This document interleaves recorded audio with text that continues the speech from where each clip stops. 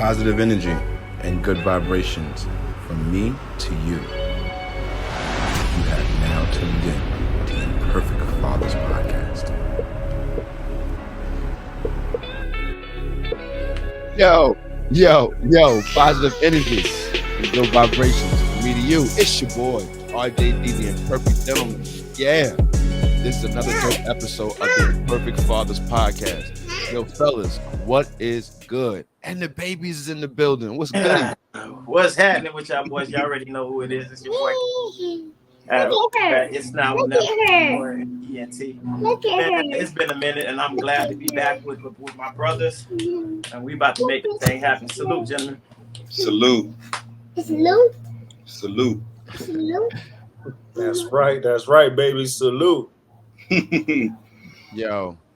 Yo, Dave, what up, man? Say what up to the people out there. Man, nothing much, man. What's going on, y'all? Unlike the two at the bottom, I got my kids locked in that closet back there. So I got that place seal proof. There's about a liter of water in there for them to survive for the next hour. So they haven't learned to be as treacherous and as ruthless as I have with the children. But they get there one day. Yeah, because you're a veteran in this game, man. Like you a veteran compared to everybody that's sitting at this table right now. So like you sitting at an age that we longing to get to. You know what I mean? Yo, right. Jerv, say what up to the people, man. What up, people? It's Jerv. You know, here with my junior right here. He ain't old enough to get locked in the closet, but when he get of age, he will be in there too. Word out. It's a rite of passage. Right. Initiation. Right on. Yo, listen, it feels good, man, to be back. I know we've been away for a little minute. Life has been life, and we've been fathers, imperfect fathers. So we're never gonna apologize for what life does to us, but we are back getting to it, and we're back here for another episode of some phenomenal conversation. But you guys know we got a certain protocol that we gotta follow. We gotta pay the bills and talk to the mans around here. So with that being said, Heavenly Father, thank you for another opportunity to come together as brothers, to stand on this platform that as united, as black men, as black fathers, to stand in the gap. God, we thank you for the responsibility. We thank you for life itself. We thank you for our babies. Right now, God, we ask you to give us the strength and the ability to go across this airway that we can say something that might inspire a father, strengthen a father, might be able to entertain a father, but more than ever, encourage a father to be the best version of himself. God, these are our prayers. We actually go forward in the matchless name of the Most High. Amen. Amen. That's right. So now, on this beautiful podcast, the sponsors has been around and they've been doing their thing for a minute now. We're so proud of the sponsors because they keep on doing their thing and they pay well, y'all. Yo, listen, the guys that have over It's Now or Never Entertainment for all your music needs, man. Whether it be hip hop, gospel, R&B, you name it. Go check them out. Phenomenal producers over there will produce a phenomenal project for you. And if you have any kind of needs for all of your music needs, whether it be reels, long-term content, you name it, go over there and use the word imperfect.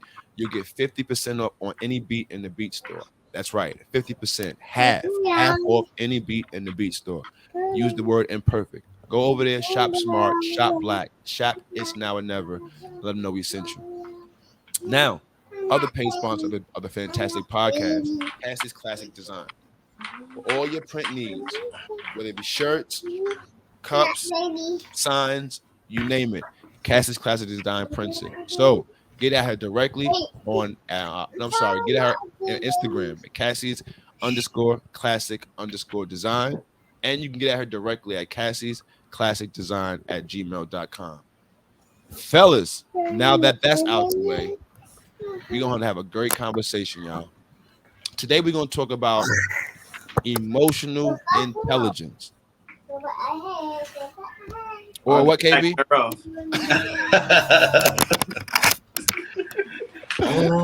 Or the lack thereof. Yes, we're going to have a dope conversation today, y'all, because this is a conversation that we need to have, number one, as men, right?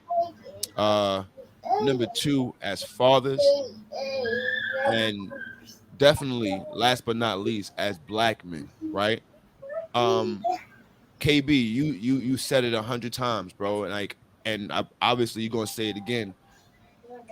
but we have so many plots in the ground, right, at the graveyards, full. We have so many cells in prison full So many of young beds in the men. hospital. Oh, absolutely. We got a lot of hospital beds full as well of a bunch of young men who did not have high enough emotional intelligence. So We won't this leave. We won't leave this at the bed of just the young men either. oh no. But my thing is, when I say it, KB, now, like, I've learned I can do better with a young mind, and hope that the older minds hear and adjust. But I feel like a young mind could absorb it, and it could change early, right? Like, it's easy to teach a puppy something than rather it is a full-grown dog. So I feel like if we get the youngins to understand their emotional intelligence, we'll put a gap in that so-called chain they got going on, pulling us to the grave. You understand? I agree. I don't disagree, but again, it goes right back to that emotional intelligence. Like, if you're old and you've been doing the same thing, your emotional intelligence is horrible. No matter who it's coming from, whether if it's older or younger, you ought to be getting to a place of recognizing where you are. And if it's not working for you, try something different. Like, that's emotional intelligence. And I believe a lot of us are emotionally immature. Mm-hmm. And when we are emotionally immature, when we bleed on everyone. Yeah, believe it. Yo, so let's give the audience a quick reason why we're having this conversation right quick. So I'm so glad that life is getting back to normal. So I'm coaching basketball again, and anybody who knows me knows I love it. It's one of my passions. It's something I love thoroughly. So this morning, I got an opportunity to see kids that I haven't seen in over 2 or 3 years due to COVID and everything else. And they were playing on a different level. So I was very excited. So I wanted to see where they were at. Their growth. Yeah, absolutely. And shout out to my kids, man. Tristan, shout out to you, young king. What I seen today, I'm very impressed with. Spencer, I'm very, very impressed, young kings. Keep working out there. But we're going to talk about emotional intelligence. And the reason we're having this conversation is because what I witnessed today on the basketball court and on the sidelines of the basketball court has a mean parallel to life. So I began to watch the game. And when I began to watch the game, the team that I'm familiar with, the children, they were up. They were up by maybe 4 or 5 points. And they were going into the fourth, and I'm not gonna lie, I gotta be completely honest. The referee made 3 egregious calls. Like, they were just like, "Are you like Ray Charles could have seen that?" Like, you understand? Who's paying you type bad calls, like right. Like, it's blatant. Like, okay, so I see it happen, and I watch not the kids, but the coach implode. Like, I watched him just have a meltdown. Like, He began to talk to the ref. He realized the ref wasn't going to hear him out, and the referee stood his ground. He then began to throw a tantrum. His tantrum, Dave likes that. Dave likes when men those tantrums, y'all. Yeah. It's easy to identify. It's easy to that shit. That's a segue into the damn thing. Emotional intelligence. That's a telltale sign. You stay the hell away from people like that. But listen, but check this out, D. I didn't, right? So I actually went to it. So doesn't surprise me. Right. Very surprising. I actually went to it. So because my thought process was, I know the young men, right? I know the referee, and I know he's about ready to throw him out. So I'm like, you know what? Let me try to avoid this. Let me go over there. I say, yo, listen, your team needs you. Don't let him throw you. He's gonna eject you. He's quick for it. I know him. No. Cool. No doubt. So I stay there, begin to talk to the young kid that I know, right? The young kid that's playing that I know, and I'm talking to him like, yo, pick your head up. But when I tell him to pick his head up, right, I look to my left and I see the coach head down, completely depleted, sitting on the bench like this. I'm like, you threw a tantrum, you didn't get your way. Now you're sitting down huffing and puffing. Defeated. Now check this out. The kids that were once growling, you hear me? At once up on their two fronts, defending, are now like this. Kid, the ball is in play. The kid's supposed to be playing basketball. The kid runs right past him for a layup. And he's wondering that now his frustration is no longer at the ref, right? Check this out. He's now telling it, and he calls a timeout and tells the team, why y'all giving up? Right. In that moment, fellas, I realized it was not nobody else's fault other than the coach's fault why they're going to lose this game. Right. His inability to understand how to hone his emotions caused his entire team to what? Implode. Contagious. Yeah. And this right here was the parallel, fellas, and I want y'all to dive in on this. This was the parallel of life because we as men, leaders of our families, of our communities, we have major influences in our circles. We have to understand our energy and our emotions are our first responsibility. Our first and foremost responsibility, because the parallel to life is this. That young coach did not understand and realize his team didn't follow what he was saying. They follow what we all feel, our emotions, and they follow his energy and his lead in his energy. And guess what that energy said? It's over with. Yeah. From the game. It's it's far too many times that we've been in situations that, and we speak of that whole hindsight 2020 thing, that if we had the emotional intelligence to deal with that a lot better, then we would have been a lot better off. Period. Right. You know what I'm saying? It's been times where when we should have been speaking up, that we said nothing and we didn't get our way. And it's times where we should have just been shut the hell up and allow this to go, because we're already in a bad position where we are. But sometimes it's good to just shut the hell up, and you have to be emotionally intelligent enough to know this is not what I need to be doing at this moment. And I think it comes with growth. Sometimes you just got to hit your head against that board. I mean, and I'm pretty sure all of us been through it where we've been warned against it, and yet we feel like we're strong enough, we're big enough to be able to pick up this weight and realize, they might have not, they weren't joking, this weight is heavy. So we got to put it down. And then maybe through experience, our emotional intelligence is born within us, I guess I should say, comes to life. And Jarv said it great today. He was like, being able to recognize when you're in that battle, while you're in that battle. I just thought it was so profound. A lot of us, we're not able to recognize that we're dealing with something at that moment that we need to possibly just kind of step away from. And that takes that emotional intelligence to be able to get there. So kudos to those who can and get there. Question, Jerv, how do we get there as men, Jerv? Like what? It's like learned. you right? I'm glad you said it was learned. And so give the steps now, right? Like what did you? Because all right, backstory is, y'all, before we got on the line, the conversation in the green room, Jerv brought up the fact that he in the middle of a situation in his home, he's able to understand and see see things operate in the spirit and have spirit be able to reveal things to him in real time. So he's able to have the ability to realize it's not an argument between him and his woman. It's an argument between the spirit.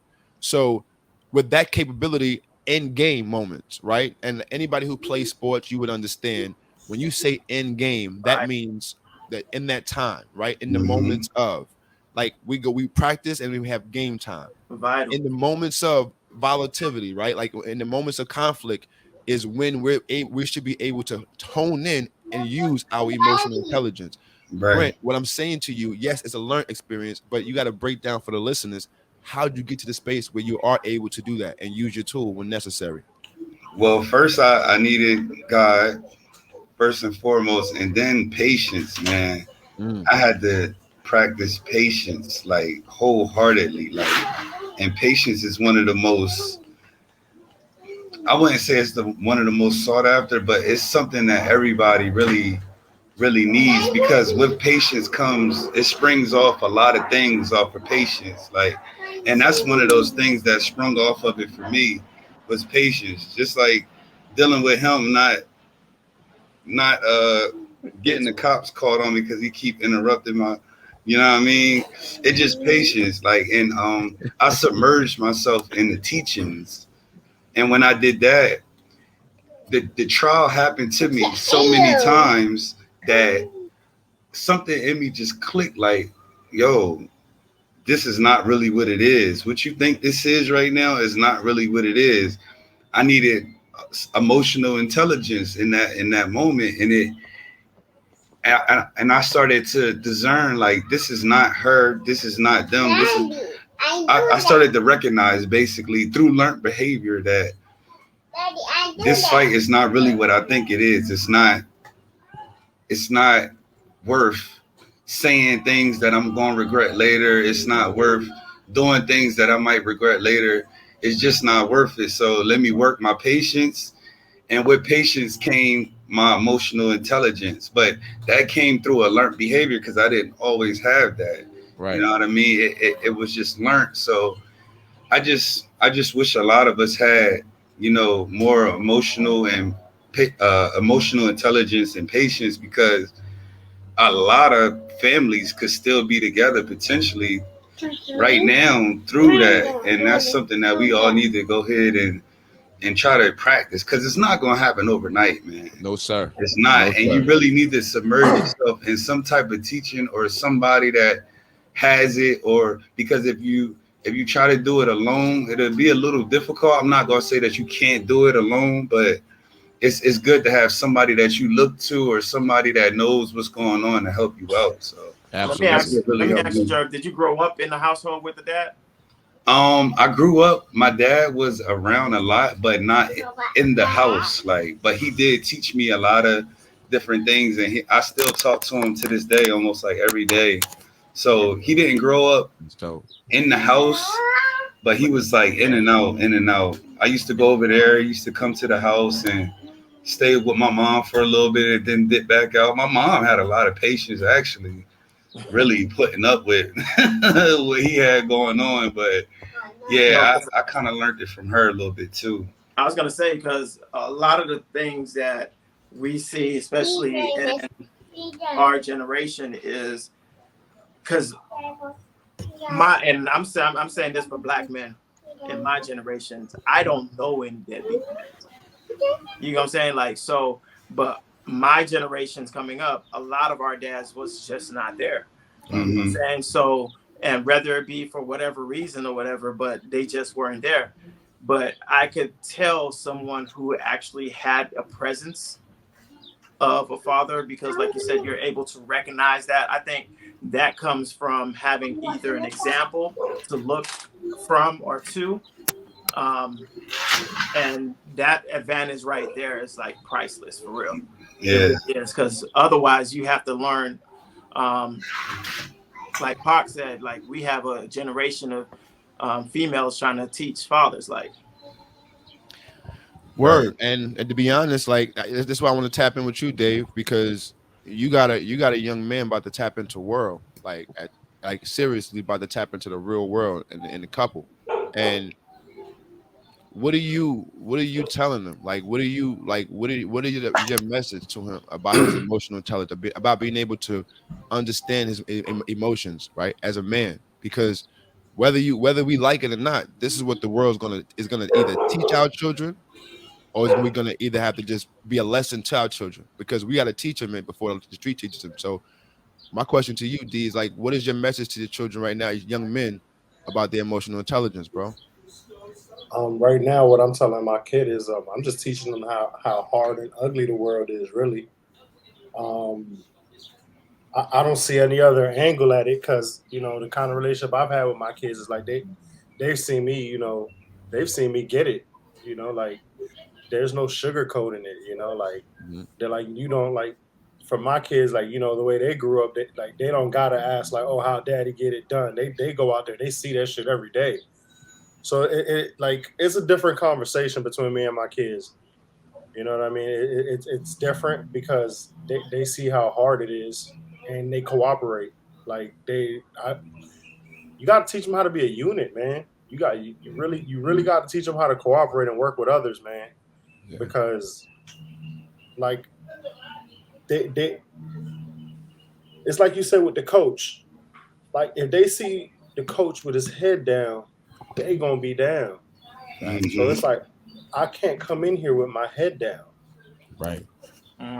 Like and that goes back to the emotional intelligence factor because they're gonna feed off of that. And if you keep showing them a dead emotional intelligence, there's not gonna be much hope.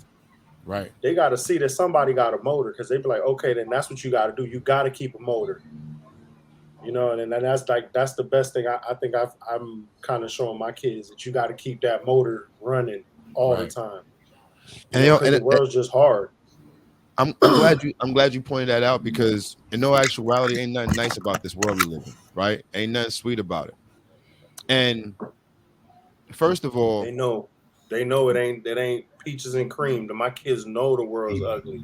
Word. Like I showed them that. A lot of people tell me like, yo, why do you do that? Like, yo, that's crazy. And I'm just like, I just remember I have a vivid memory of my childhood, and I remember being able to watch the news and then trying to see adults try to sugarcoat what the fuck the news said. And it was like, dude, like I'm fucking 9. Like I can understand what's coming off the TV. Why are you trying I just always told myself growing up, like, I'm not gonna do that. Like I'm not gonna be that I'm not gonna be that person. And so growing up, I just what's so crazy, D? And I know this is probably gonna be one of the most controversial things I say is like I'm probably gonna get yelled at about it. One of many. Right. And I'm probably gonna get yelled at about it, but who cares? It's the truth. Yo, in the game time, right? In game time, in the heat of a moment, when a young man and a father or the gentleman is trying to explain emotional intelligence and how important it is to control your emotions in a heated situation, most women don't have the capacity to understand what's happening in that moment. Let's talk about it. And I agree with you 110%. Mm-hmm. Their emotional capacity in that moment, and hear me good, ladies, in this moment, your nature of compassion and empathy and nurturing, right? and nurturing and making sure that child is okay doesn't allow you to see, don't permit you to. It doesn't allow you to see what's actually happening in this moment. And I'm gonna revert back to what KB said earlier.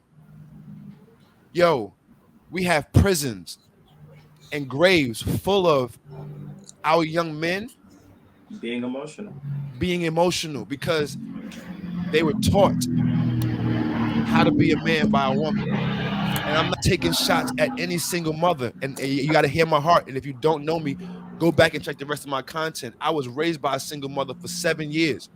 I understand the struggle and I understand what it is, but you got to realize I understand now on the flip side of what everything is now as a man. You can't have one side without the other. The law of polarity does exist. I'm gonna say it like this, even though I don't 110% agree on this, but this is something that we see a lot, especially from the men, and it's kind of like a 2-part thing.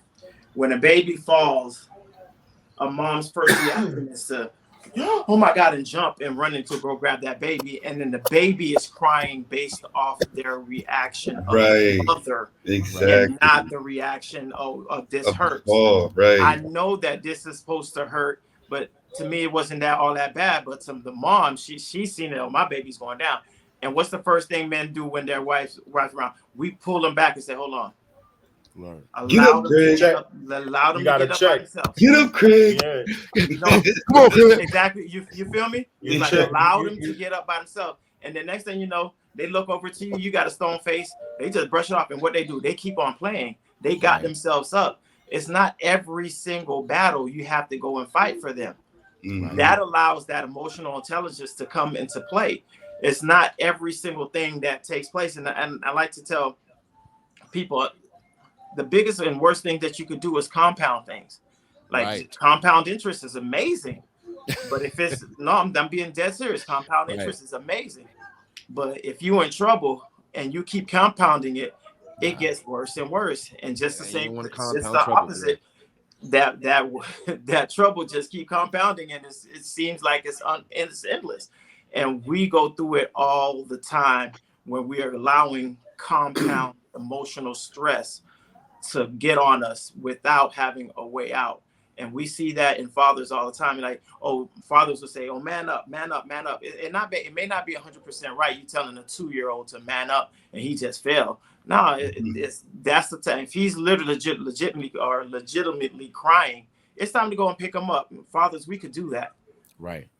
But there is that time, okay, you had enough time on your shoulder. I need you to stand up and tell me you're okay. Look me in the eye. Is anything hurt? No, you're fine. Wipe your tears and go play. Right. You know what I'm saying? It's a time to be nurturing, but it's also a time to put them up and teach them right then and there. Like, you may be hurt physically, but it's a time that physical is gonna go away. Are you okay now?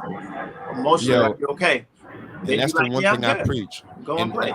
Especially during my basketball games to all my young kids, is like, we don't fear the hit. Life is gonna hit you. You can't fear getting hit. It's coming. Like, it's inevitable, especially in sports. And this is, like, I swear, this is why I love basketball so much, because it's such a mean parallel to life. Like, yo, basketball is a contact sport. So is life. Like, life is going to punch you in the face just to do what? Test your emotional intelligence, y'all. So now we're getting down to halfway of the show, and I really want to tap into processing emotions, y'all. We gotta talk about processing emotions, because in order for us to have high emotional intelligence, we have to first learn what our emotions are, right? What our emotional triggers are, but then we have to learn how to process our emotions. Like, I think that a lot of times we say words, right? Like, there's a lot of catch words that we just use, but we don't actually understand or actually practice the actual term. Because when you say to a young man, yo, do you know how you're feeling currently? I feel all right. That means that young man doesn't understand, right? What either the question, or he doesn't understand how to process his emotions. And nobody sits around and teaches this. Like, I know that there's coaches now that pick this up, but this is not something that's universal and is not taught in schools. But guess what? Like we say all the time, we got jail cells full of people that just don't know how to process emotions. So, fellas, I myself personally, on a daily basis now, when I wake up in the morning, I ask myself, what was the hardest part of my day yesterday? Where did I feel I struggled at emotionally in my day yesterday? And then what I do is I ask myself, why did I feel like I struggled in that space? Right? I have to actually ask myself these questions. Why did I feel the way I felt about that moment? Right. So, for instance, tomorrow morning when I wake up, I'm going to ask myself, why was I so hot about recognizing this young man's lack of emotional intelligence? Because in all actuality, it aggravated me a little bit. So if it had the ability to strike an emotion out of me, which it did because we're doing a podcast on it, if it had that ability to strike a nerve in me like that, why? Right. Why? Right? Like we have to question it and get down to the bottom of it. Now, Did you am I see going to you have in that him? answer? Huh? I said, did you see yourself in him, a younger you in him? Absolutely. Absolutely. Were you, in essence, confronting you? KB, I think you're right. I think that's what aggravated me, because you know how hard it is when you know something and you're trying to explain something to a young man that you think that he's supposed to have it. He's supposed to be able to understand it. It's so frustrating, but the emotional intelligence goes back to what we said earlier about the capacity. So I think you're absolutely right. I think that you help me process my emotions right now in real time. I appreciate this, KB. I think that's what really triggered the most, because I seen his leadership capability. He's a phenomenal coach. Like, he has the ability to bring this group of kids together and create a momentum in the same energy for 3 quarters. He just had a breakdown. So I'm not saying he's a bad coach and nothing like that, but I just wanted to give, like you said, the younger me that lesson that I can't force on him. So that's where the frustration lies. What y'all just witnessed was me process Real my time. emotions in real time. What it was is you're trying to bridge a gap that you've already went through, that now you're trying to basically give him the cheat code. You're looking at this man. In essence, I'm the future. You understand me? Like I'm back in the future. You're looking at this man, looking at yourself back then, and be like, bro, if you just listen to me, I'm building you a bridge that you don't have to swim. You no longer have to swim across this pond because I'm building you a bridge. Right. Like you're looking at the old me saying, take the bridge, please take the bridge. Please take don't the bridge. Swim. It's sharks in there. I've been bit before. That's what made no joke. It's better to walk. Like, yo, and I think that's what hurts the most as being older men. And like, shout out to every man who tried to warn me. Shout out to every man who tried to warn me. You ain't lying. Yeah. You ain't lying, bro. Shout out, man. I'm like, shout man, out to every last one of y'all. Chill you out, feel man. me? Like, old head, like. I was like, I ain't never said it out loud, loud, but like, old head, like, what you got? Well, you on that? Like, for real, I felt like that. Like, when you was growing up, it's not the same thing, but I come to realize there's nothing new under the sun. The good books has it. Yep. We just had to come to that point of emotional intelligence to realize that they was giving us the game for real. They was giving us the cheat code. Like, we ain't have to fight everybody to get to Mike Tyson and to punch out. All we had to do was get the cheat code. They was trying to give it to us and be like, listen, just punch this in and you get there. Like, no, we want to go and fight everybody. We want to fight the fat hippo. We want to fight. No, he was like, you don't have to fight him. I fought him already. I beat him. I'm going to show you how. But our emotional intelligence will not allow us to get there because we were emotionally immature. So going back to you, Rod, is the fact that, you know, you're looking at yourself and you're frustrated. But one thing, and I've been saying this for the last couple of years now, we got to allow ourselves to grow in grace. We have to give them grace to get there. And sometimes that might be exactly what he needs to go through, because the good book says it says that all things work for our good, those who love the Lord. So, you know what I'm saying? Like, we got to realize and got to believe that we're going through this for a reason. But blessed are those, you feel me, who take heed to warning. Like, you ain't lying. Like, if you don't have to go through it, young king, if we going through it and we telling you, if you could listen and take heed to just a little bit, start working on yourself. It's not taboo no more to talk to people. And that's one thing I wish I would have learned early. And being the fact that I didn't have a father in my life, but I had some great men. I'm not even gonna hold you. I had some amazing men. Right. Mr. Brown, Mr. Blatt, shout out to y'all. Joe. Shout out, man. You feel me? Like, when they came through, they came through that one way. My stepfather came through a little later on in life, and he's been a man till this day. Never raised a voice at me, never raised a hand at me. Anything I needed, I stopped bypassed my mom and I went straight to him for real. Like, right. He did it. Like, so Fact. So shout out to the men in our Yeah, lives man. that were able to Yeah. step up in a Yeah. major way, for real, and that I was basically able to learn from. But it's all going back to the lack of emotional intelligence. So Right. And I was just going to ask you, like, what's the medicine for somebody that's going through some emotional intelligence issues right now? What's the medicine for it? And I think you just hit it, that you got to surround yourself or be in contact with men. Right. You know what I mean? Men going in the right direction. I can't stress that enough. You know what I mean? Not just men, but men going in the right direction, is doing this thing the right way. Like that's what I think really is the most effective way. That and some prayer, that you can really combat that, because there's people out there that really want to get out of this emotional drought that they in, and they just don't know how. You know what I mean? So you just got to surround yourself with men. I'm not even gonna hold you. I think that's the perfect answer, because a lot of times, like, when you surround yourself with great people or people that's going somewhere, and you yourself are not like that, you now start to wanna be like that. Right.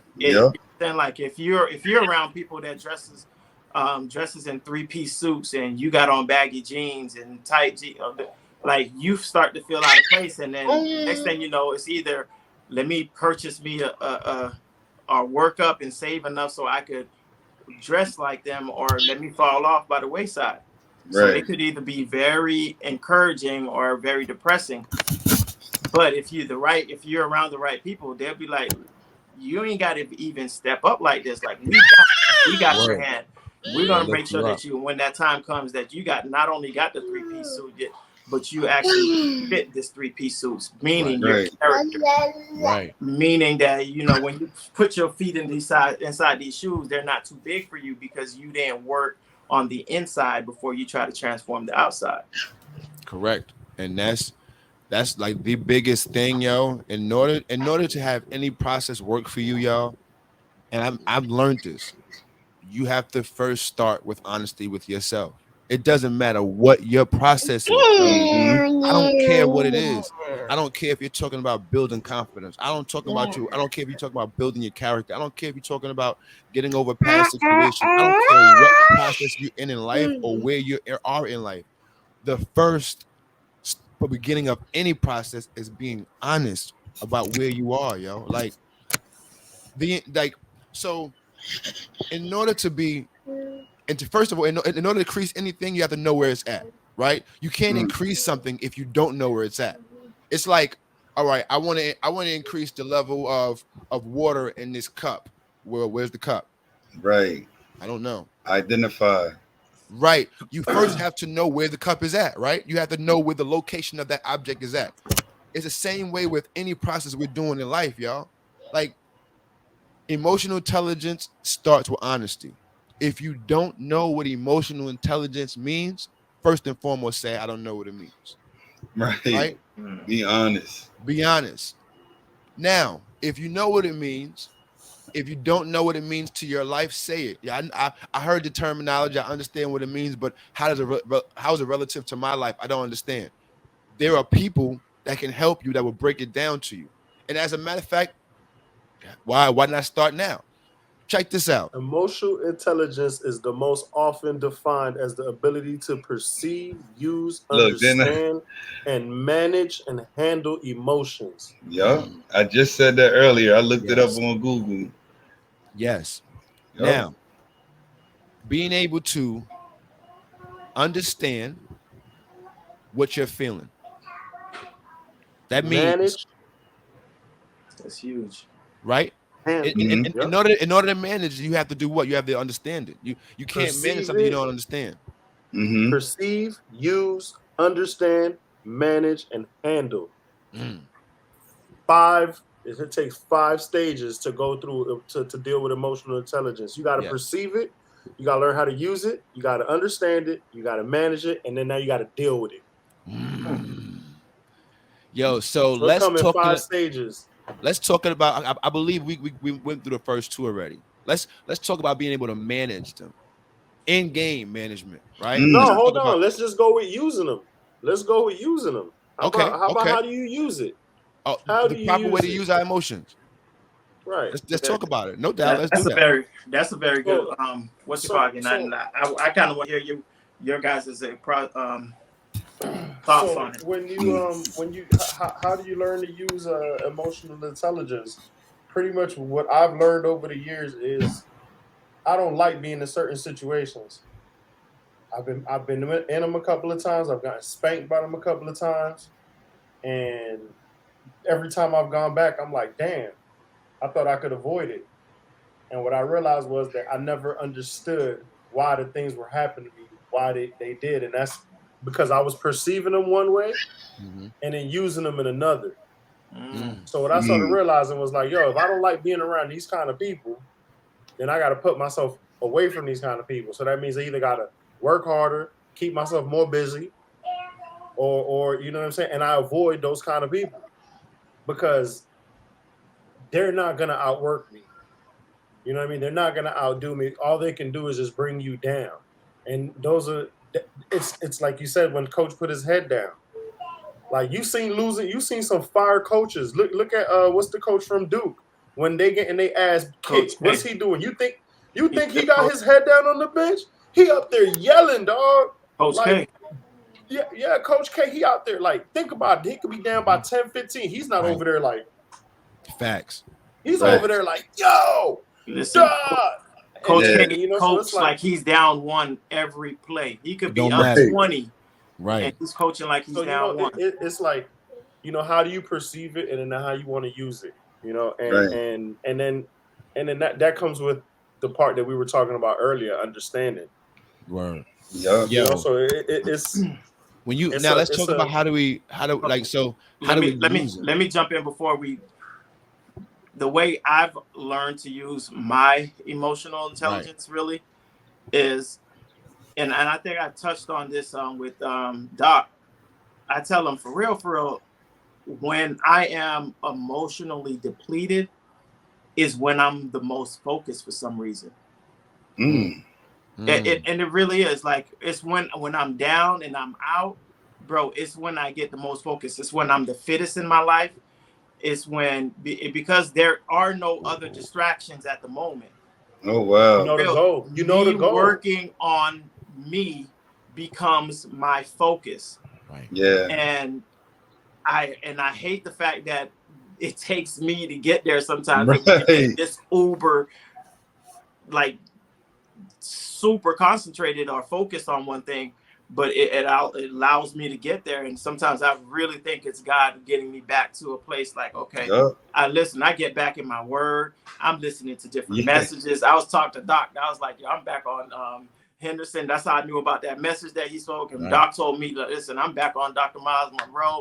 And then I'm back in fitness. I'm getting fit again. Yeah. And like my days are in order. I know exactly what I'm doing, when I'm supposed to do it. Like, and it's just, I just get this uber focus about myself. And I'm thinking right now, this season is me having to learn, it shouldn't have to take me to get there or get to the fact where I'm emotionally depleted before I'm just focused or before I get learning there. how to use it. Learning how to use it. Exactly right. Learning how to use it, because that's a hard space. Because I'm just, man, it took me a long time to get there, man. What you guys are describing right now is called transmutated energy. Because I'm tight. Thank you. No, but in all seriousness though, transmutated energy. So the way I learned about the actual term, it was actually brought to me under the term sexually transmuted energy. Whoa. What we have to understand is we're a ball of energy, right? And it leaves our bodies how we design, how we choose, right?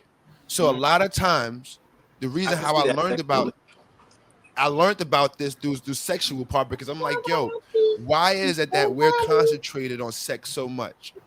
It's a lack of understanding of how to transmute that energy.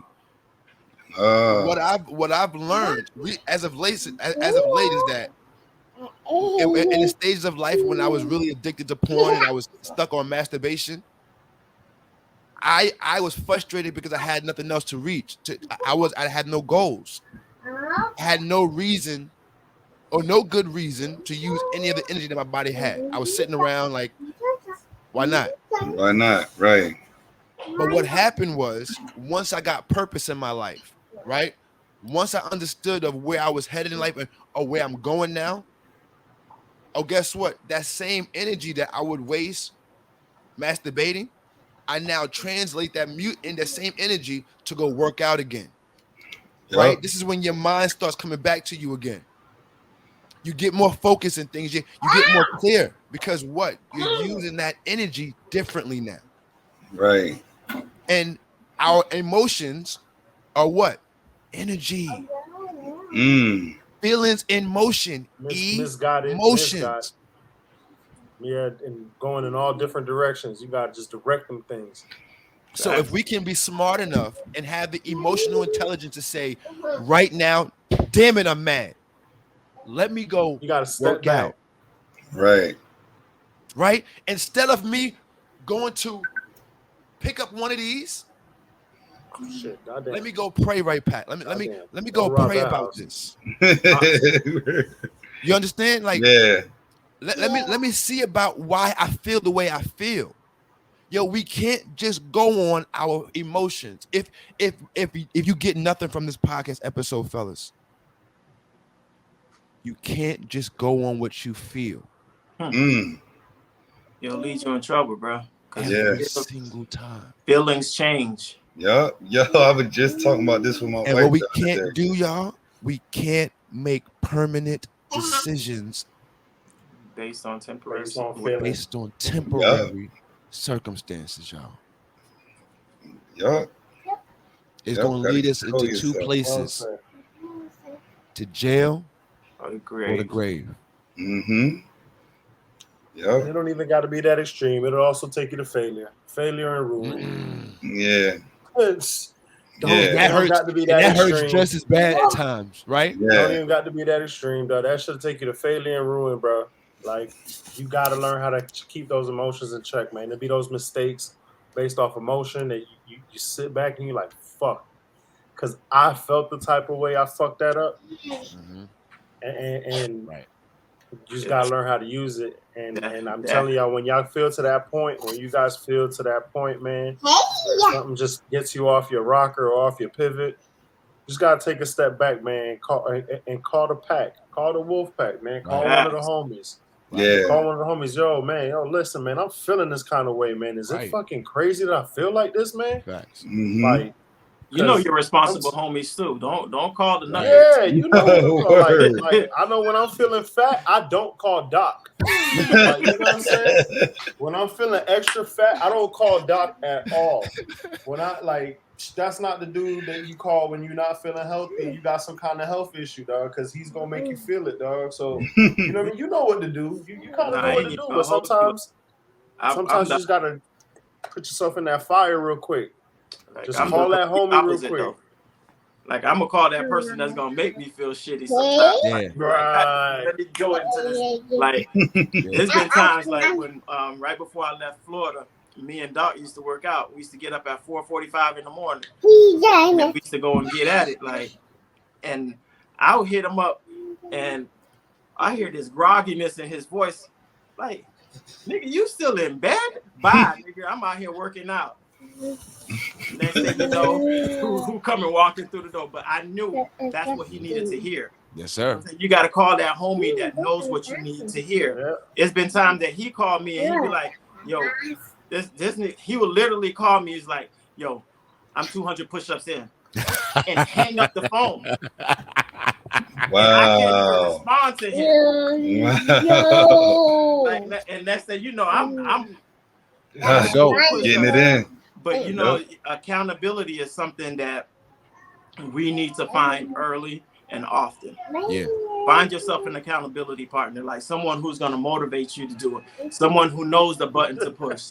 Right. Someone who knows exactly what to say, when to say it, and not necessarily is going to come down and meet you where you are, Right. but going to stay where you need to be and help you pull you up. It's important. Yeah, it is. Yo, listen, man, like we gotta do a better job for all of us' sake, man. Like it's my mission to make sure that we're not out here Will Smithing. Like Will Smithing. Like we can't be out here Will Smithing. Yeah, you can't be Or doing Draymond Greening. Or Draymond Or Greening. Antonio Browning. Ooh, I think that's the worst one. Now, But now a thing, right? let's take it back. In the case of Will Smith, he gets a pass from me because we seen the brother, like he had no in all of our emotionals, like we don't get it right every 100% of the time, but we've seen Will Smith go through this growing up. We've seen, like, you could go inside Will Smith Instagram and you see everything that he's been doing that's kind of been getting him to a point like he's grown up as a man. We've seen a lapse in that one time, but we gotta allow grace. I'm sorry to say, like, we absolutely have to allow grace. We don't want to see you do it, but we've seen enough of Will Smith growing to know that this was a lapse. Yeah, no, and one thing, lapse. It was a lapse, and one thing I'm going to say about it was a huge lapse. One thing I'm going to say is this: if Will Smith would have slapped Chris Rock for his man's sake, as a man, I would have had no problem with it. Hear me good. Hear me good. As a man, if Will Smith had a problem with this man, and he wanted to address his emotions, total wrong space, still wrong. But guess what?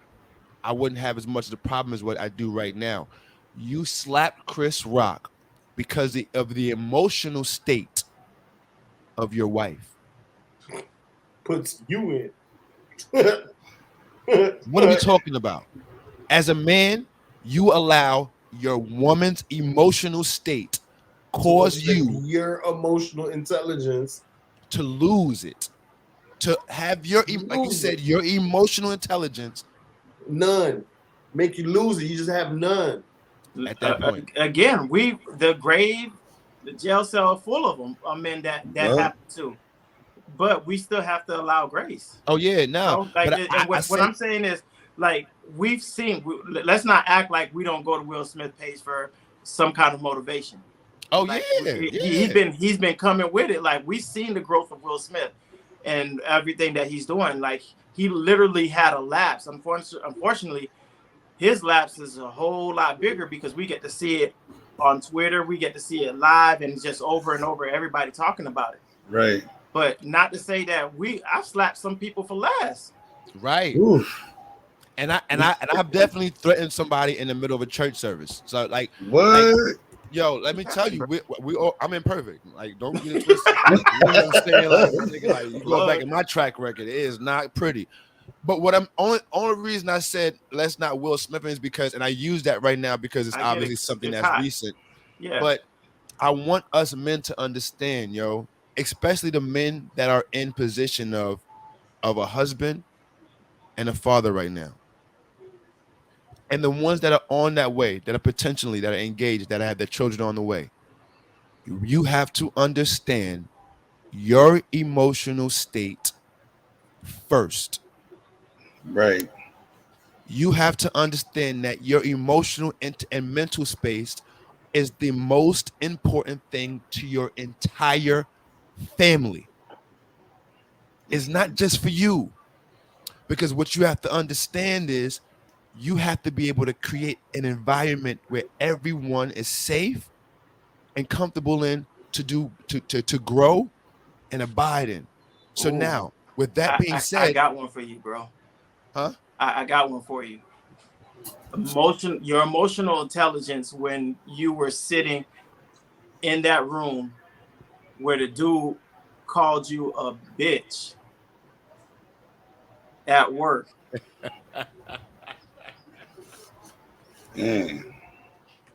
let me go back to that first. Let me Get out. It's you. Yo.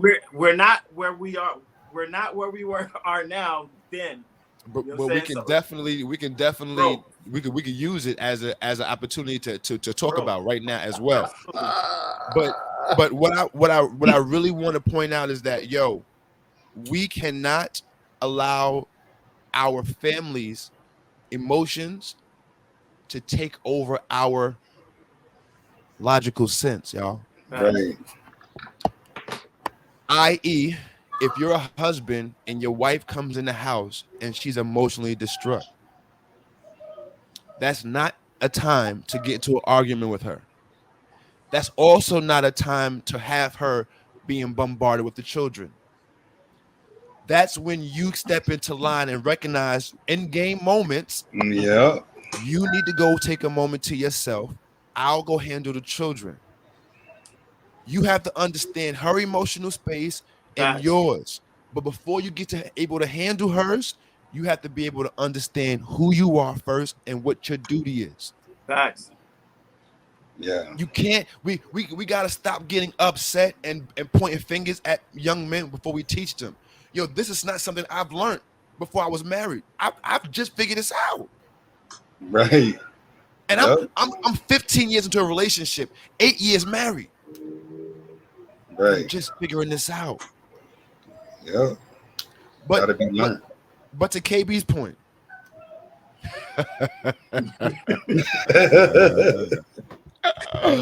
because the reason why KB brought this up is because he understands.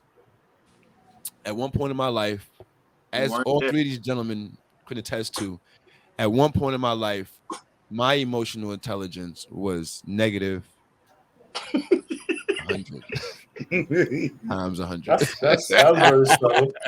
That was subtle. Yeah, it was Like terrible to say the least, right? And anything, you hear me? Anything would have me want to put my hands all over you. Word. Anything. Like I could be in the baddest of moods just that day and you just happen to say the wrong thing and I feel like now we can get it on. Like, yes, emotionally depleted. Out of here. Oh man, I had to save a special ed kid one day. Oh man. No, Doc, you didn't. No, first of all, you're clear, David. We're on the podcast. You got to clear that up. He was not special ed. Word. He acted that way. Don't get it twisted. His behaviors, but he worked with us. Just to be clear, at the company we worked at, Just to be clear, he worked with us. So that means he wasn't special ed. He had been released previously. He had previously been released from a mental health institute. 2 of them, to be exact. And he was in a rehabilitational, and he was in a rehabilitational work program. So they let him hire. They hired him where we was at for a little bit. But Doc couldn't identify. Doc couldn't identify. Yo, my name is the Imperfect Gentleman, y'all. I just gotta put that out there because they bringing up my dirt. Verbiage couldn't identify. Now he can identify. Yes. Now check this out. That's now that I've identified, now we can bring it up to date, right? Because let me tell you what I was feeling back then. I was a very scared young man, y'all. I was scared of being hurt. So what do you do when you don't want to be hurt?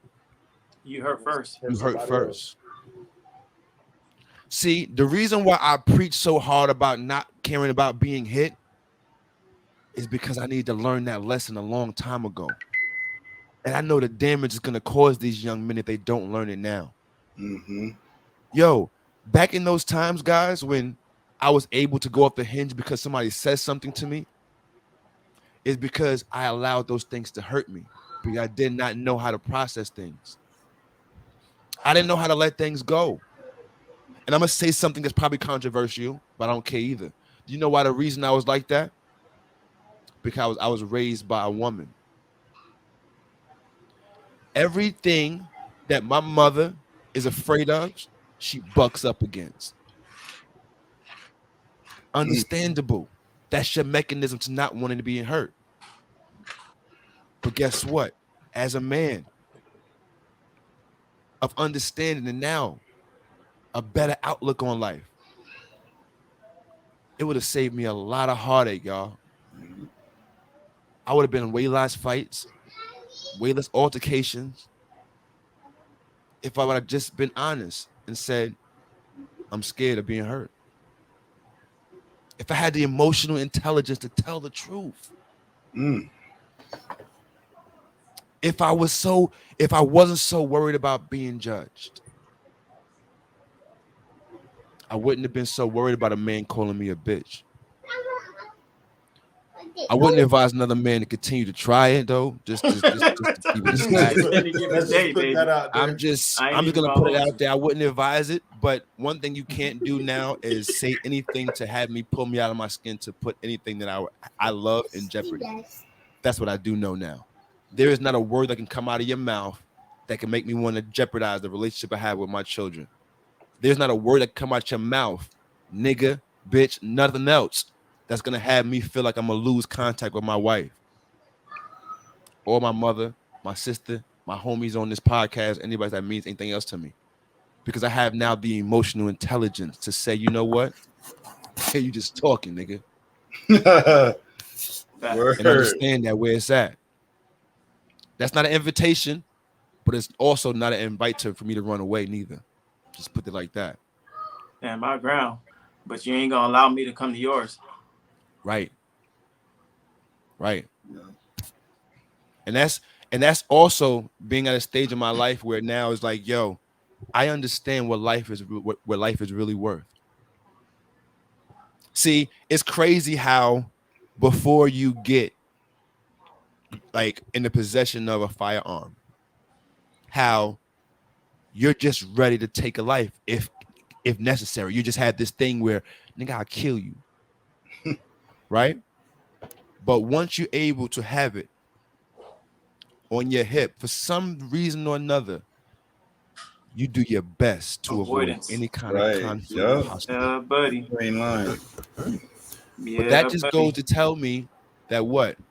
All human nature respects violence. Yeah. That goes back to emotional intelligence too. Because it's a lot of people out here who gets it in their hand and don't really know what it does. They start to blast and take away. Right. No, like and I'm talking to the kings that are standing their ground on the front line with us. Absolutely right. And I say to every man, stay dangerous.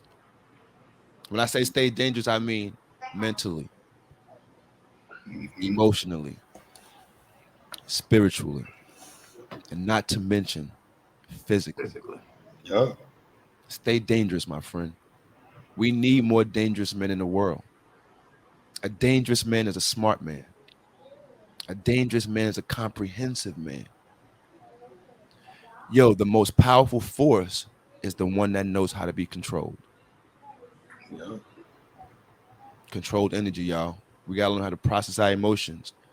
And in order to do that, we gotta be truthful, y'all. So if you're at a stage after hearing this podcast and you need help processing your emotions, yo, reach out. Reach out. I am a character and confidence development coach, and I take pride in that. And I work hard to help men do it. But, and I'm gonna be very honest, if there's something deeper that I can't address, trust me when I tell you, I have a team of someone that can help you. Do not sit home and try to do this on your own. I didn't get here on my own, y'all. Mm-hmm. I got here because of these men on this podcast and other great men around me. The man that was able to go off the hinges about being called a bitch is the same one you're looking at right now. The only difference is environment and understanding. That's it. That's the only difference. And it's changed my life completely, y'all. So just be honest with yourself, man, about anywhere, and don't care about the judgment, because the only ones that's going to judge you is the ones that's too afraid to try. Hear me when I say that, y'all. Understand that. The people are going to judge you in anything of your life, in any aspect of your life. And only reason they're going to judge you is because they're too scared to try themselves. You know why? There's proof in it. Because the people who actually try, when they look at you, they're not gonna judge you. They say, "Ooh, I know how hard that was. Yup. I commend him for Yup. even trying. I Those know are what the I know what that categories. feels like. I respect him for trying." That's what you need to hold on to. Don't worry about the people that's judging you, because you just don't know how to deal with your emotions currently. Talk about them. Invite somebody to help you deal with them. The process I'm talking about is not a singular one. It takes a community, y'all. And the truth is, we're here for you. The Yup. Imperfect Fathers is here for you, man. So, fellas, we about to get up out of here. This episode literally has freed me emotionally, helped me process one of my thought process. So, KB, I'm kind of ahead of the game for tomorrow's meditation. I appreciate you for it. In-game So listen, adjustments. you know what I mean? I got my brand new Audible. So, yo, fellas, get your last words to him before we get up out of here, bros. Dave, what was that 5 again? What was the 5? The 5 Yeah. is going to be perception, how to use it, understand it, manage it, and handle the emotion. I needed that. Say less. Perceive, use, understand, manage, and handle. Yo, listen, this podcast is all about practicality. So we gave you practical steps to process your emotions, yo. You got to use it. You got the tools. You got to use them. For anybody going through it right now, I'm reading the Finding Me by Viola Davis. I'm actually listening to it.